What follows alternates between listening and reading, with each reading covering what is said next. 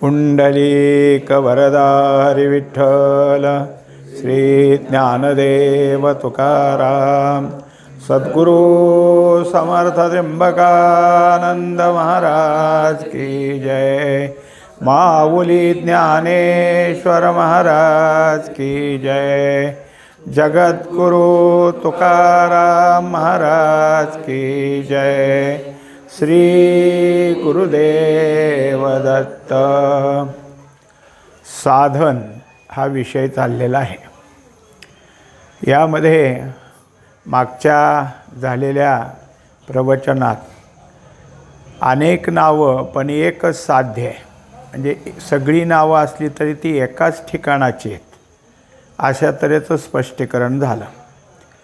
आता ते साध्य आणि साधनं, तेव्हा साधन अनेक होतील का? आता ज्याला जसं जमल तसं, कोण अगदी सचोटीचं करल, कोणाला सोपं असावं वाटेल, ज्याच्या त्याच्या दृष्टीने जसं जसं साधन असेल तसं ते एकाच साध्याजवळ जाणार आहे। साधन कुठल्याही रस्त्याचं असू द्या असं एक दाखवून दिलं। आता त्याच्यानंतर हा जो काही जीव आहे त्या जीवानं काही अटी घातल्या की तुमचं साधन आम्ही करायला तयार आहोत, पण आमचं जे नेहमीचं चालतं ते चालू द्या, आमचं संसाराकडचं लक्ष राहू द्या, आम्हाला ह्याच्या त्याच्याशी गप्पा मारायच्या असल्या तर ते राहू द्या, थट्टा मस्करी राहू द्या, आमचं जे काय असेल तेच चालू द्या, पण तुमचं मग हे सगळं चालू असताना आम्ही करू। आता हे सगळं झालं खरं, पण सगळं सोडून दे म्हणल्यावर तयार होत नव्हता। असं कष्टाचं साधन नको असा म्हणणारा हा, आणि त्यांनी तर तशा अटी घातल्या। संतांनी पाहिलं काही हरकत नाही, तुझं तुझ्याजवळ राहू दे, आम्ही आता काय सांगतो ते पहा आणि त्याप्रमाणे तुला जमतं आहे का ते पहा। आता त्याच्याकरता संत महात्म्यांनी या त्याच्या अटी मान्य केल्या आणि पुढं मग साधन शिकवायला सुरुवात केली। तेव्हा त्याच्यासाठी त्यांनी काय सांगितलं आहे हे पुढच्या विषयात येत आहे।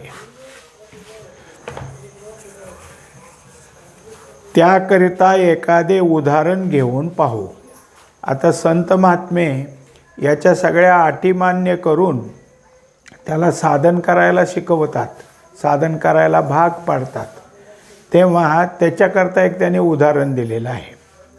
एकाला अफूचे दांडगे व्यसन होते, दररोज 1 तोळा अफू त्याला लागत असे। त्याने 4 दोघाला विचारले, माझे अफूचे व्यसन कसे तुटेल? त्यावर त्यांनी त्याला सुचवले की तू अफू सोड म्हणजे तुझे व्यसन तुटेल। त्याने 1-2 वेळा कमी करून पाहिले, पण उलटी इतकी ओढ त्याच्या ठिकाणी असे की अफूचे व्यसन सुटणे शक्य कोटीत नाही हे त्याला कळून चुकले व तो निराश झाला। त्याला एक सल्लागार असा मिळाला की त्याचे अफूचे व्यसन सुटले कसे हे त्यालाच कळाले नाही। त्याने त्याचे अफूचे व्यसन कसे सोडविले त्याचा प्रकार निराळा आहे। त्याने त्याला तू दररोज 1.25 तोळा अफू खा असा सल्ला दिला। तू दररोज अफू कसा घेतोस असे विचारले। त्याने काटा तोळा सर्व दाखविले, पण त्याला वजनाकरता धातूचे वजन न घेता 1.25 तोळा मापाचा खडूचा खडा दिला। त्याने अफूचे वजन करीत जा व दररोज खडूची रेघ एकच ओढीत जा असे सांगितले। त्यात काही वावगे नाही असे त्याला दिसून आल्याने व आपले दररोजचे अफू खाण्याचे कायम असून उलट जास्त खाण्याचे दिसल्याने तो त्याप्रमाणे करण्यास आनंदाने तयार झाला। मग तो दररोज त्या खडूने अफूचे व्यसन करून खाई व 1 रेघ भिंतीवर ओढून खडू ठेवे। या त्याच्या करण्यातून हाताला लागून वजन करताना काही झिजत असे व भिंतीवर रेघ ओढताना खडूची झीज होत असे हे त्याच्या लक्षातही येत नसे. त्या झिजेमुळे आपू त्याच्या खाण्यात कमी प्रमाणाने येई हे त्याच्या लक्षात येत नसे. पण अशा नित्यक्रमाने त्याने व्यसन संपत एक दिवस असा उजाडला की वजनाला खडूच शिल्लक नाही व आपूही खाण्याचे प्रमाण कमी पडत शून्यावर आले. आपू बंद पडल्याने त्याच्या ठिकाणी त्याची जाणीव झाली. त्याप्रमाणे दैनंदिनचा संसार क्रम आचरित असताना संसार कमी होत गेल्याने व सुखप्राप्ती पदरात पडल्याने भाग्य त्याला पाहिजे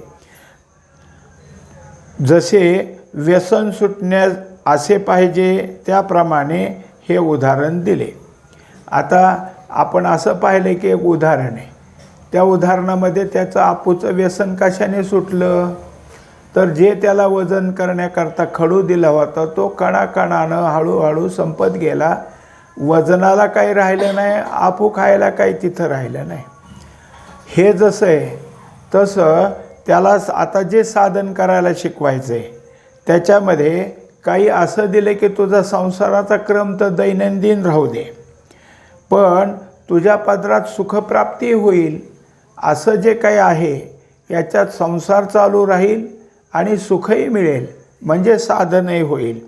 हे जसं व्यसन सुटण्यासारखं म्हणजे व्यसन कसं हळूहळू कमी होत होत सुटलं तसं संसार नावाचं व्यसनच आहे. आणि मग त्या व्यसनाला सोडण्याकरता याच्या ठिकाणी काय आहे की कसा नमुना दिला आहे, काय केलं आहे, तर ते एक उदाहरण आपल्या पुढं आलं. आता जसं तुकोबाराय म्हणतात की संसाराचे अंगी अवघीच व्यसने, सगळी संसाराच्या अंगी व्यसनच आहेत.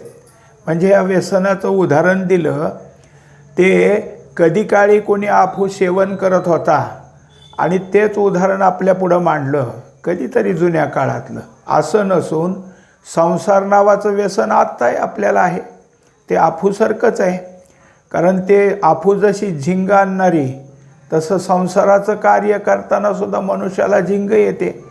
जे करणार आहे, एक जसं नाथाने पाहिलं की काही पाथरवट लोक दगडाला घडून पाटे वरवंटे जाते उखळ असं करत असत. नाथाला वाटलं किती कष्ट आहे ह्यांना. त्यांनी सांगितलं तुम्हाला हे सगळं केल्यावर किती मिळतं. त्यांनी सांगितलं एक वस्तू विक्री गेली तर आम्हाला किती धान्य मिळतं. म्हणले तेवढं धान्य मी रोज देत जाईल, या माझ्या वाड्यावर. ते वाड्यावर गेले. त्यांना वाटलं आता काय काम आहे, काय घडायचं आहे तुमचं. म्हणजे काही घडायचं नाही, इथं ओसरीवर पडून राहा, तुम्हाला तुमचं धान्य मिळेल. 1-2 दिवस पडले पण त्यांचं लागलं अंग दुखायला. कारण त्यांना वाटलं आपण कष्टच केलं पाहिजे, कष्ट करणे त्याच्या शरीराची नित्याची सवय. ते म्हणले तसं नका देऊ, आम्हाला काम सांगा. म्हणले तुमचं कष्ट बघून तर मी तुम्हाला इथं बोलावलं आहे. नको म्हणले, आम्हाला आमचं तेच बरं. अर्थात काय होतं, मनुष्याला ती एक सवय असते. मग सगळं सोडून दे म्हणल्यानंतर त्याला जे का संसाराची सवय लागलेली असते, ज्या कष्टाची सवय लागली ते नसल्यावर त्याला अजून काय वाटेल, म्हणून ते ठेवलंच. तरी संतांनी त्याला आपलं जे काही मनोगत आहे, आपली जी काही इच्छा आहे, आपल्याला जे काही ह्या जगत उद्धारासाठी कार्य करायचं आहे ते काय आहे तर परमात्म सुख सर्व जीवाला प्राप्त करून द्यायचं आहे. ते कसं प्राप्त करता येईल त्याचं काही आता आपल्या पुढं उदाहरण मांडलं. ज्ञानोबाराय त्याच नमुन्याने सांगतात, तुझे सर्व यथास्थित नेहमीप्रमाणे सर्व चालू दे, परमार्थाकरता विशेष झटणे करूच नकोस. मग काय करायचं माऊली सांगतात, तरी गा तू ऐसे करी या आठा पहरा माझारी, मोटके निमिषभरी देत जाई. मग जे का निमिख देखेल माझे सुख, ते तुले आरोचक विषयी घेईल. पुनवे होनी अवसे शशिबिंब दिसे दिसे, मग अवसे नाहीच होईल. माऊलीने ज्ञानेश्वरीमध्ये ह्या ओव्या दिलेल्या आहेत. उदाहरण दिलं. 12व्या अध्यायात या ओव्या येतात. त्यांनी सांगितलं की तू एक कर, तुझं जे चालाय ते चालू दे. मनुष्याला जो दिनक्रम म्हणजे एक दिवस जो असतो त्याच्यामध्ये चार प्रहर दिवसाचे असतात आणि 4 प्रहर रात्रीचे. एकूण सांगितलं की तरीगा तू ऐसे करी या 8 प्रहरा माझारी. एकूण 8 प्रहर म्हणजे अहोरात्र, रात्र आणि दिवस. यामध्ये कधी तुला जमेल म्हणजे असे काही बंधन घातलं नाही की या प्रहरात त्या प्रहरात त्या प्रहरात, असं काही नाही. मोटके निमिष भरी देत जाई जे. निमिष म्हणजे आता ते पूर्वी निमिष, लव, पळ ही जे काही होती घड्याळाची मोजमापं, काळाची मोजमापं, आता आपण धरू काही सेकंद तू काय कर, हे सगळं थांबून थोडंसं दे. आता सेकंद निमिष म्हणताना निमिषसुद्धा म्हणले नाही, मोटके म्हणजे थोडंसं. माऊलींच्या बाकीच्या ठिकाणी सुद्धा असतं, देवाची द्वारी उभा क्षणभरी. क्षण हा सुद्धा किती काय, अगदी मोटके निमिष म्हणजे किती थोडंसं दिलं, एवढंच काय कर आमच्यासाठी दे. बाकीचे 8 प्रहरातले बाकीचे सगळे वेळ कोणाला दिलं, त्यालाच, तुझ्या संसारालाच.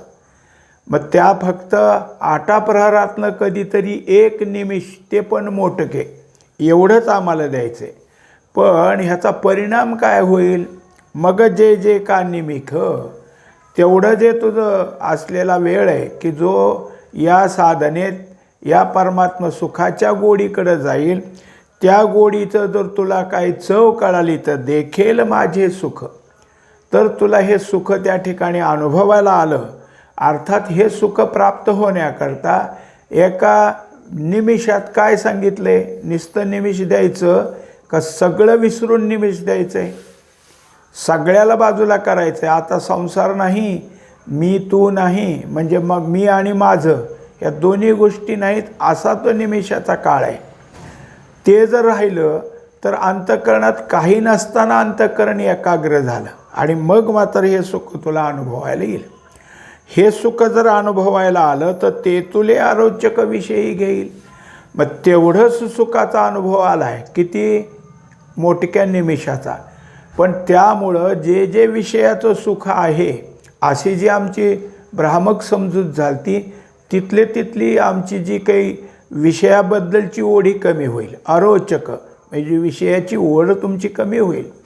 आता विषयात सुख असतं असं जे आमच्या ठिकाणी परिपक्व झालेलं आहे, पण विषयाशिवाय सुद्धा सुख आहे आणि ते ह्या एकाग्रतेत ह्या सगळ्याला विसरल्यानंतर मिळतं. हे जर कळालं तर त्या सुखाबद्दल इतकी ओढ निर्माण होईल की विषयाबद्दल तुला नकार भाव होईल. आता नाही, मग विषयी घेईल. कधी घेईल, जसं जसं हे सुख तुला निमिषानिमिषानं प्राप्त होईल तसं ह्या विषयाबद्दल नकारभाव निर्माण होतील किंवा ते सुख तुला नकोसं वाटायला लागेल. पुनवे होणी अवसे शशिबिंब दिसे मग अवसे नाहीच होईल.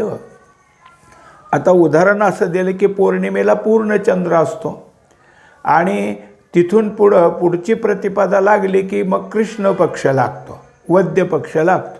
वद्य पक्षात आता चंद्र काय होणार आहे तर कमी होत जाणार आहे. म्हणजे पौर्णिमेचा चंद्र प्रतिपदे दिवशी 1 कलेनं कमी झाला, द्वितीय दिवशी 2 कलेनं कमी झाला. असं करत चतुर्दशीला अगदी छोटीशी 1 कला राहिली आणि अमावास्ये दिवशी काहीच राहिला नाही. असं होईल. हळूहळू या ठिकाणी अरोचकता आली, म्हणजे 1 कलेने आली, द्वितीयेला 2ऱ्या कलेने आली. आता हे द्वितीया का म्हणायचं की आपण हे उदाहरण घेतलं आहे म्हणून. मग जसं तुझ्या ठिकाणी त्या सुखाची गोडी लागल तसं हे कमी होईल आणि एक दिवस असा येईल की विषयच तुला नको वाटतील. मग त्याच्या ठिकाणी विषयी विसर पडला निश्चेष अंगी ब्रह्मरस ठसावला. आता विषयाबद्दलचा विसर पडला आणि ब्रह्मरस आला. मग विषय घेईल का नाही, तर विषय घेतले तरी विषयातच ब्रह्मरस दिसेल इतकी त्याची तयारी होईल. म्हणजे तो विषयाला विषय म्हणणारच नाही. जे त्याच्या ठिकाणी येतं हे सगळं ब्रह्मपूर्णताच आहे. या अष्टप्रहर दिवसातून फक्त एकदा सवडीचा निकामी निमिष परमार्थाकरता खर्च कर व तेवढ्या वेळात तू आत्मसुखाचा अनुभव घे म्हणजे झाले. यापेक्षा काहीच करू नको. तुझा संसार प्रपंच आहे असाच चालू दे. एवढेच नव्हे पण इतर जनापेक्षा काकणभर जास्त काळजीने आटासाने तुझा कार्यक्रम चालू दे. श्री ज्ञानोबारायांना खात्री आहे की दररोजचा तेवढाच निमेष आत्मसुखाच्या गोडीची चव चाखील की दुसरे निमेष आपोआपच सुख उपभोगासाठी मन स्थिरावल्याशिवाय राहणार नाही. 2 निमिषाची चव तिसऱ्या निमिषाला जोडल्याखेरीज राहणार नाही. आत्मसुख भोगाचे क्षण आपोआपच वाढत जातील व आपोआप संसार दुःखाचे क्षण कमी होत जातील.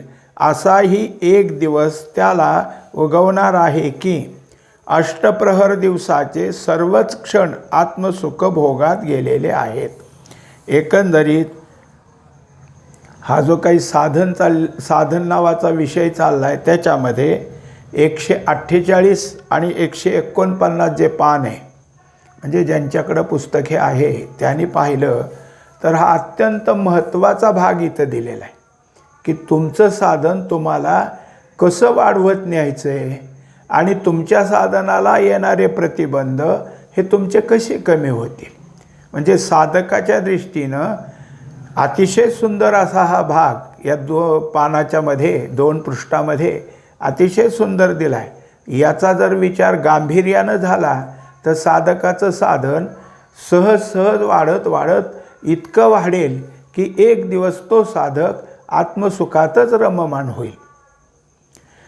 त्यांच्या म्हणण्याप्रमाणे त्याला मोक्षाच्या प्रवासात तर न्यावयाचे, पण मी केव्हा गेलो कसा गेलो हे त्याला कळू देता उपयोगी नाही. कारण त्याच्या पहिल्या अटीला धक्का लागू द्यावयाचा नाही. आरंभालाच त्याच्या प्रपंचाला खंड पडतो असे दिसले तर तो याकडे न पाहता आणखी सोप्याची वाट पाहणार आहे. तेव्हा संताजवळ असेच साधन किंवा उपाय आहे की त्याला साधन म्हणावयाचे कसे, कारण काही करणे याला साधन म्हणावे अशी आमची व्याख्या आहे. संताचा साधनपंथ आपल्या व्याख्येला निराळा आहे. आपण आपल्या व्याख्येप्रमाणे साधन पाहतो व तो अंमलात आणतो. त्यातील कष्ट जाणवू लागले की त्यापेक्षा कमी कष्टाचे साधन कोणते अशी चौकशी करू लागतो. म्हणून मनाने साधन पाहणे, आचरणे व संताकडून साधन मिळवणे यात अंतर असते. संताचा साधनपंथ सांगतात. आता यामध्ये आपण पाहिलं की तो जो काही साधक आहे तो श्रद्धावान आहे, मुमुक्षू आहे, पण केवळ साधन करायला भीतो. कारण साधनात त्याला काही प्राप्त होईल का नाही अशी शंका आहे आणि साधन फार कष्टाचं असतं अशी एक त्याची गैरसमजूत आहे. या चालू विषयात आपण कालच्या प्रवचनातलं पाहिलं त्यातला एक भाग असा पाहायचा आहे. मुले लेकरे कुटुंब यांच्यात ताटातूट नसावी. कोणत्याही प्रकारचा खर्च नसावा. माझ्याकरता काही यातायात नसावी. साधनाला स्पेशल वेळ खर्च करायचा नसावा. थट्टा मजा खेळ गप्पा टप्पा यात खंड नसावा. कोणाचा धाकधपटशा मागे नसावा. मोक्षप्राप्तीकरता मला कधीच कष्ट नसावेत, पण मला मोक्ष मिळावा. इतक्या अटी त्याला मोक्ष तर मिळवून द्यावयाचा हे तर खरे. संताचा दयाळूपणा या ठिकाणी खरा दिसून येणार आहे. संत महात्म्याने जीवाच्या या सर्व अटी लक्षात घेऊन त्याला मोक्ष देण्याचे ठरविले. जे या चालू विषयाला पुन्हा आपल्याला योग्य समजावं म्हणून काल काय विषय झाला ते थोडासा भाग आपण पाहिला आहे. आता कालच्या परिच्छेदानंतर आज पाहिलेल्या भागात आपल्याला पहिल्यांदा काय दाखवलं तर व्यसनाचं कसं त्याचं व्यसन सोडलं ही युक्ती कशी केली त्याप्रमाणे. तसं या सगळ्यामध्ये रममाण झालेला त्याला या संसार आणि संसारविषय त्याच्यातून कसं सोडवतात संत, हे एक उदाहरण आपल्या पुढं आलं. आता त्याच्यात एक गोष्ट असे दिसून आली की हे सगळं करत असताना त्याच्या ठिकाणी संतांनी हे साधन दिलं आणि मोक्षप्राप्तीला नेलं, पण मी साधन केलं, मला साधन करण्यात वेळ घालवला असं सुद्धा त्याच्या कुठं लक्षात आलं नाही. सहज त्याच्याकडून होऊन घेतलं. आता साधन करायला बसणारा स्वबुद्धीने बसला, स्वतःच्याच मनाने काय करू लागला, तर एकटा साधन करत नाही, तर मी साधन केलं ह्याचा सारखा बोबाटा करत असतो. मी असं होतो, मी तसा बसलो, माझं एवढं आहे, माझं तेवढं आहे. लोकाला काय आहे की करणं किती का असेल कुणाला माहीत, पण बाहेर सांगायचं खूप असतं. मला 2 तास लागतात पूजा करायला, मला अमकं करण्याकरता इतकं लागतं. हे सगळं जे काय आहे हे पाहिलं आणि आता संतांनी दिलेलं साधन पाहिलं तर किती सहजतेने आहेत. जे कुठंही कोणत्याही प्रकारचं कष्ट नाही आणि तरीही त्याच्या ठिकाणी काय केलं, हे साधन घडवून आणलं. तेव्हा संतांनी दिलेला जो साधन पंथ आहे त्याविषयी अजून सांगतात. करणे न करणे वारी येले जेथे, जातो तेणे पंथे संत संगे. संती हे पहिले लाविले निशाण, ते खुणा पाहोन गरजे नाम. तुका म्हणे तुम्ही चला याची वाटे, भरवशाने भेटे पांडुरंग. आता याच्यात इतकं सहजतेनं दिलेलं आहे आणि त्याच्यामध्ये पहिली गोष्ट अशी की संती हे लाविले निशाण, संती हे पहिले लाविले निशाण, म्हणजे उगीचच सांगितले असं नाही, तर त्या अनुभव घेतला आहे. कुठे आता आपण ह्याच्यात नेहमी पाहतो, आपल्या लहानपणात शाळेतल्या धड्यामध्ये होतं आहे ना, आत्ताही होतं की एव्हरेस्ट शिखरावर जायचं. मग तो तिथं जाऊन पोचला आहे, हे काय खूण आहे, तर तिथं जाऊन त्याने निशाण लावायचं. म्हणजे तितकी उंची त्याला गाठण्याकरता त्याचा रोजचा तेवढा सराव होत होत तिथं गेलेला आहे. सगळेच गेलेत असं नाही, कोणी एखादा. पण संतांनी तिथं जाऊन, म्हणजे जसं एव्हरेस्ट आहे तसं मोक्ष शिखरावर जाऊन निशाण लावले आणि मग सांगतात की तिथं जाता येतं. म्हणजे संत मोहगम बोलत नाहीत, अनुभवानं बोलतात. तेव्हा आता हे दिलेल्या चरणाचे पुन्हा स्पष्टीकरण देतात.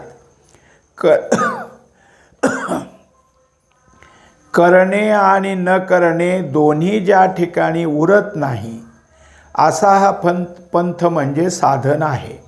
फक्त संत संगती असली म्हणजे झालं. संतांनी याच पंथावर निशाण लावले म्हणजे संकेत ठरविला किंवा दिशा धरली, त्या संकेतानेच हाक मारली. सर्वांना सांगतात तुम्ही याच वाटेने या, भरवशाने पांडुरंग भेटेल. संत अत्यंत दयाळू आहेत. अगोदरच संसाराच्या कष्टाने जीव शिनलेले आहेत. ते कष्ट होतात, कष्टाने जिकिरीने आलो, दमलो, थकलो, भागलो असे गाऱ्हाणे गात आहेत. त्यांना आणखी साधनाचे कष्ट दिले तर गाऱ्हाणे अधिक वाढेल, जीवांना अधिक कष्ट होतील. त्यापेक्षा अगदी काही कष्ट न होतील असे साधन म्हणजे काही न करणे. याला साधन कसे म्हणावे हा प्रश्न आहे, पण साध्य हातात येते म्हणून त्याला साधन म्हणावयाचे. आता ह्या आणखी एक थोडंसं काय साधकाच्या दृष्टीने माहितीची गोष्ट सांगतो की ह्या दोन्ही पानावर किंवा किंबहुना आणि मागच्या सगळ्याच जितके काय आपण चिंतन पाहतोय त्यात जिथं जिथं महत्त्वाच्या जागा आहेत तिथं तिथं मी पेन्सिलने खाली एक रेघ ओढून ठेवली की हे महत्त्वाचं आहे. तुम्हीसुद्धा तुमच्या पुस्तकात अशा तऱ्हेच्या जर खुणा केल्या तर महत्त्वाच्या जागा कुठे आहेत ह्या त्या ठिकाणी आपल्याला लवकर लक्ष जाईल.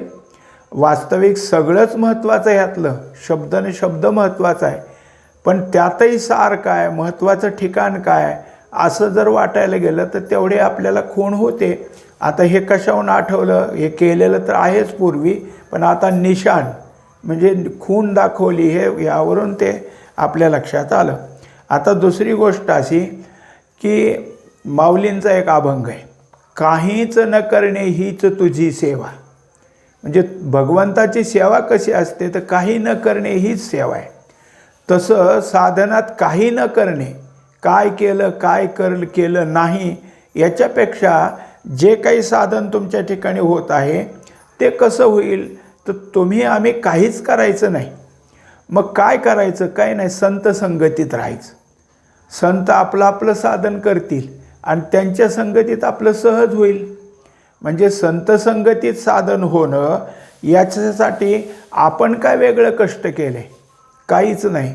पण संतांनी मात्र एक भरवसा दिला की आम्ही ज्या वाटेने चाललो आहे त्या वाटेने तुम्ही जर आला तर तुम्हाला निश्चित पांडुरंगाचं दर्शन होईल, पांडुरंगाची भेट होईल.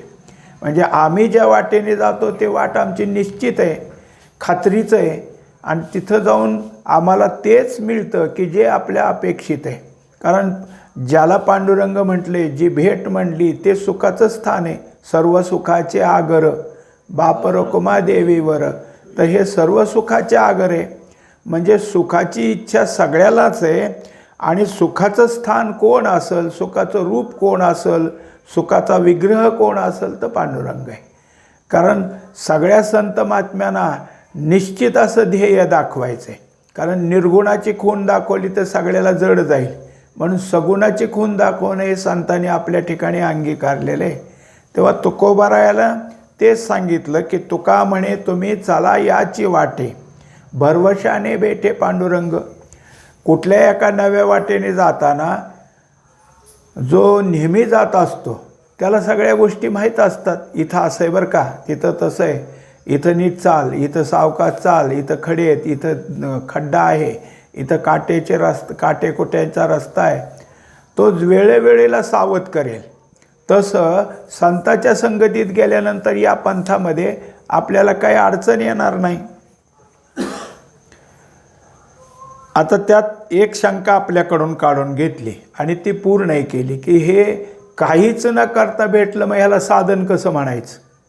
तेव्हा त्यांनी सांगितलं की पण हातात साध्य आलंय ना, मग साध्य साधनाशिवाय कसं येईल, म्हणून तू साधन केलं असं समज. काहीही न करणे हे साधन, आणि हेच खरे सर्वांना आवडणारे साधन होय. तेव्हा हे सगळ्याला सोपं साधन आहे. याच्यापेक्षा सोपं साधन कोणतं. काहीच न करता जर हातात ही वस्तू आली, कोणती परमात्मा वस्तू, तर किती सोपं आहे. जीव संसाराने शिणला भागलेला आहे, त्याला विश्रांतीची जरुरी आहे, सुखाची जरुरी आहे, शांतीची जरुरी आहे. त्यात सुख मिळते, त्यात विश्रांती मिळते, त्यात गोडी असते, तिकडे मनुष्य धावतो. शरीर कष्टाची कामे केली म्हणजे शेजाऱ्या पाजाऱ्यात धावतो, गप्पा मारतो, सिनेमाला जातो किंवा पत्ते खेळतो. त्याचे कारण दमल्या भागल्या जीवाला करमणूक पाहिजे. त्याच्या जीवाला रमावे असे वाटते, ते रमण्यासाठी जातो. पण त्यात भांडणे निष्पन्न होतात, जागरणे होतात, डोळ्यावर प्रकृतीवर परिणाम होतो. म्हणून तो त्याचा चुकीचा मार्ग ठरतो.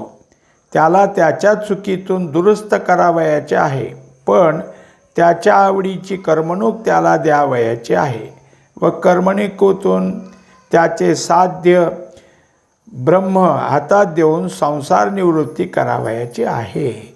तेव्हा इतर असं आहे की जीवाला विश्रांतीची किंवा आपल्याला जो शीण आला आहे तो शीण घालवण्याची काही पद्धतीत, आणि त्या पद्धती ज्या त्याने अंगीकारल्यात त्या त्याला सुखावह नाहीत. जो दुसऱ्याजवळ जाऊन बसेल, काही खेळ काढेल, काही त्यात भांडणही होऊ शकतं. मग त्याच्यापेक्षा सुख प्राप्त व्हावं याच्याकरता काय करावं, तर जी काही त्याच्या ठिकाणी करमणूक सांगितली ती करमणूक कोणती आहे, तर एकाग्रतेत बसायचे. आणि जे काही नामस्मरण आहे त्या नामस्मरणाची करमणूकच आहे. मग जे जे नाम आहे त्या त्या पद्धतीने करत घेतला तर काय होणार आहे, तर प्रत्यक्ष ब्रह्म हाताशी येईल आणि संसार निवृत्ती होईल. इथं काय होईल, तर खेळ खेळता खेळता भांडण होईल किंवा आणखीन काहीतरी तुमच्या ठिकाणी जागरण झाल्यामुळे डोळ्यावर परिणाम होईल, प्रकृतीवर परिणाम होईल. पण इथं तिथं काहीच होणार नाही. म्हणून जे आपण करतो ते न करता संत महात्मे सांगतात ते जर आपण केलं तर आपल्या ठिकाणी त्याची कशी परिपूर्णता होईल आणि कोणताही परिणाम न उभा राहता फक्त सुखच जागं होईल. आत्मप्रभा नित्य नवी, तेच करुणी ठाण दिवी, इंद्रियासी चोरोनी जेवी तयासीच फावे.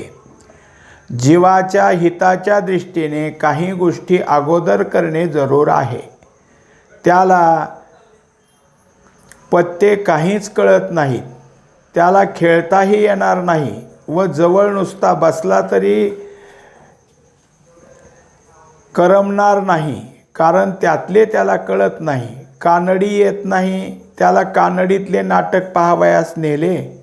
गायनाचे काहीच अंग नाही, त्याला गाणे ऐकायला नेले. त्याला त्यात काय करमणूक होणार यासाठी त्याला ते अगोदर कळवून दिले पाहिजे, म्हणजे त्याचे ज्ञान दिले पाहिजे. आता पहा, आता मुद्दा बदलला. सहज हातात येते, पण तुम्हाला त्यातलं आवडीची गोष्ट होण्याकरता काय करावं लागेल? मग उदाहरण काय काय आलं की जिथं तुम्ही गेलाय ते तुम्हाला येतच नसेल तर पत्ते खेळणारे बसलेत, पत्ते खेळताय, पण तुम्हाला काहीच कळत नाही त्यातलं. मग आता त्याच्यापुढं दुसरं उदाहरण दिलं की कानडी नाटक आहे.